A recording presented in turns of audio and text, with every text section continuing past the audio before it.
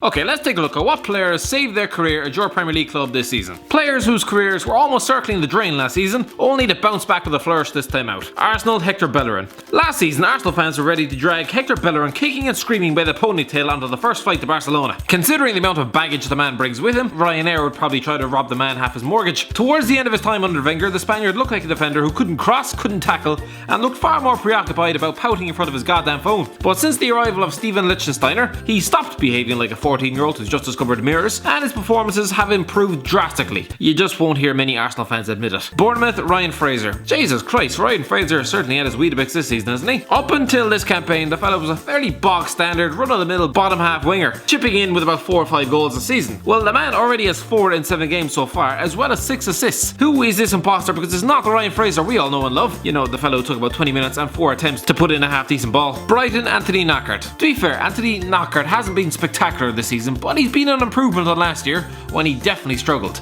To be fair, the lad was coping with off-pitch problems at the time, so it's good he's showing what he can do now he's in a better headspace. Fair play to the lad. Burnley, Joe Hart. Joe Hart probably wakes up every morning and in between mouthfuls of shampoo probably wonders what the hell has happened to his career. The fella has gone from undisputed first choice for Man City and England to scraping the remaining shreds of dignity left of his career out of the barrel at Burnley, while sitting at home most international breaks, no doubt with a can and with an irrational hatred for bald Catalans. Hart had a nightmare at West Ham last season, even getting dropped, meaning his World Cup hopes were cut in two. But he's doing okay at Burnley this season. Well, okay as someone can be when the defence is partying like the Red Sea. Cardiff City, Harry Arter. Right, so Harry Arter didn't have the best season last time out. Out of the Bournemouth team and getting told he was a by Roy Keane, it's got a bit smoother since moving to South Wales on loan. He's played nearly every game and looked back to his confident best. Oh, and as a plus, that nasty Keane has since been given the boot, so you're safe to come out of hiding, lad. Chelsea, David Luiz. I don't know what David Luiz said to Antonio Conte last season, but it must have been fairly bad to have been effectively dropped for the entire season. But he's back in the team under Mauricio Sarri and has looked pretty calm and composed, well, as far as David Luiz is concerned. From having his World Cup hopes destroyed by sitting on the bench last year, you couldn't have blamed him for wishing a violent death on Chelsea Football Club. But no, he's got his head down and he saved his Stamford Bridge career.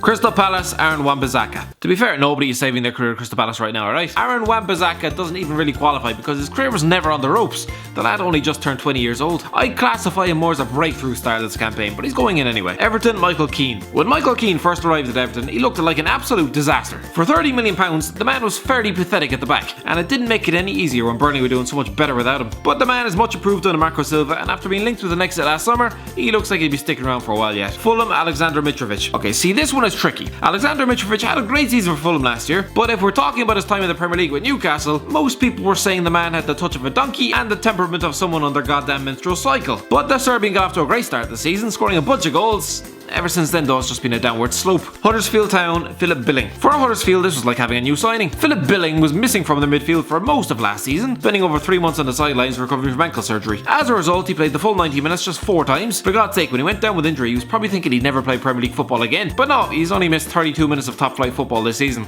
Not bad. Leicester City, Kelechi Iheanacho. Kelechi Iheanacho has always confused me. At Man City, he looked like a deadly goal poacher, the next big thing, before Gabriel Jesus turned up. I would have thought a big money move to Leicester would have seen him prove what a talent he was. No, 3 league goals last season made me look like an idiot for picking him in fancy league. I don't want to be premature and say he saved his career this season, especially because he's only scored once in the league, but his performances have improved. Although, to be fair, they couldn't get any worse. Liverpool, Daniel Sturridge. Who would have bet that Daniel Sturridge will still be scoring goals at Anfield in 2018? Probably the man himself by the looks of it. Hopefully this lad has not done a Joey Barton, because having worked so hard to scrape himself back from the depths of hell, and by that I mean stuck in a coat on the bench of a side bench by Alan Pardew, it'd be a damn shame to get himself suspended for gambling. I have to say, those saying that this is the Sturridge of old, Christ, would you give over? The man has scored a few nice goals this season, but he's also missed a hatful of chances. So let's just relax and appreciate the fact that he's no longer stuck behind Jay Rodriguez in a goddamn pecking order. Man City, Benjamin Mendy. Benjamin Mendy was always going to fire back from injury, wasn't he? I don't think there was much doubt about that one. You might have thought he had the year from hell. Jay's dry or tears. The lad won a Premier League and a World Cup on about 7 minutes work. I've had tugs in the shower longer than that. Man United, Luke Shaw. Now for another formerly injured left back from down the road, except this fella has taken a little longer to recover. I'm guessing Mendy didn't stop off at the local kebab shop on his way home from training every night though. After getting the tough love off Mourinho for the last 2 years, I'm pretty sure Josie would have taken credit for his goddamn bowel movements if he could. Shaw bounced back with an opening night night winner against Leicester and is one of the only players in the Man United side to have looked capable this season. Newcastle, Federico Fernandez. Okay, I'm guessing Federico Fernandez's reputation took a big hit last season. Relegated with Swansea, I'm guessing not many were queuing up for him. For God's sake, Newcastle were able to sign him for buttons. But hey, he's dusted himself down, forced himself into the side, and is having an even better season than supposed 40 million man Jamal Lascelles. Southampton, Danny Ings. Well, Danny Ings is out from underneath the cupboard. What else can we say? He's finally dusted himself off from that Melwood cubbyhole, which is now occupied by Lazar Markovic, no doubt. Got his move to Southampton and has scored a few goals. Just forget the injury part, that's just typical Danny. Tottenham, Moussa Sissoko.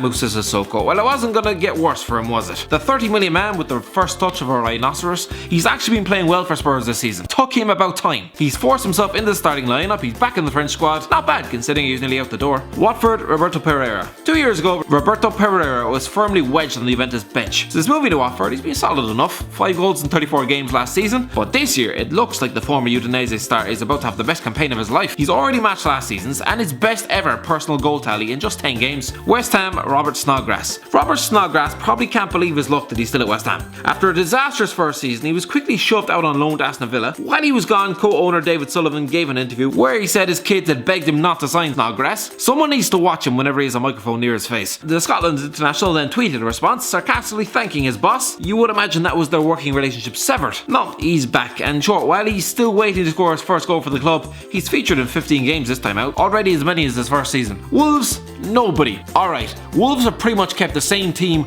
all season long, and they've been doing pretty great. The thing about Wolves though is that the players they've signed were already having fantastic seasons last year, and the ones that came from the Championship, well, they just stormed that league, so it's not like anyone needed to save their career. So, yeah, nobody, really.